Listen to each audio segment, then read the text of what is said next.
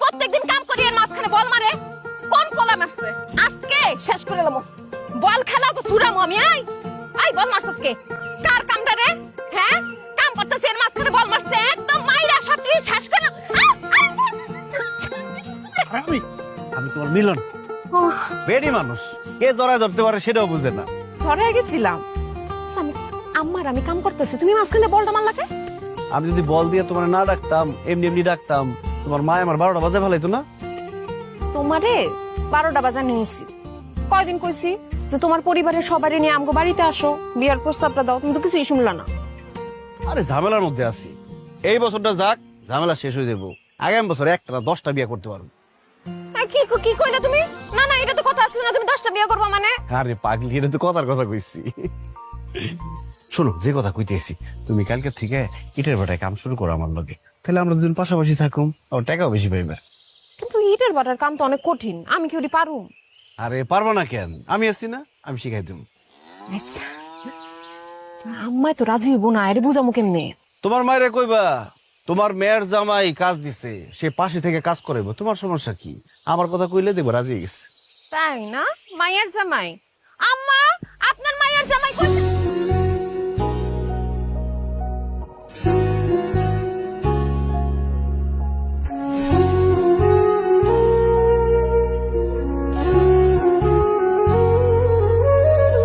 আমার ভাঙা ঘর দৌড়ে তোমার চলাচল দেখো বুকে ডেকে আনে কানের স্কুল, ঘামে ভেজা পথে যত অসুখের দল, স্কেচ পেনে তাকে রাঙাও তুই আঙুল। আমি হেঁটে যাই ছায়া পথে প্রায়, পাঁজরে কোড়াই জেগে থাকা তারাদের ডাক নাও।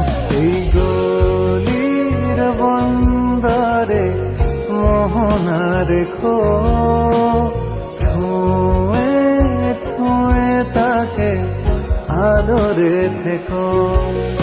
এই গলির বন্দরে মোহনা রেখো, ছুঁয়ে ছুঁয়ে তাকে আদরে থেকো।